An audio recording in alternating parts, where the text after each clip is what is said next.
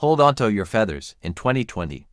-1 African grey parrots at the Lincolnshire Wildlife Centre in England caused a ruckus by encouraging each other to swear at guests.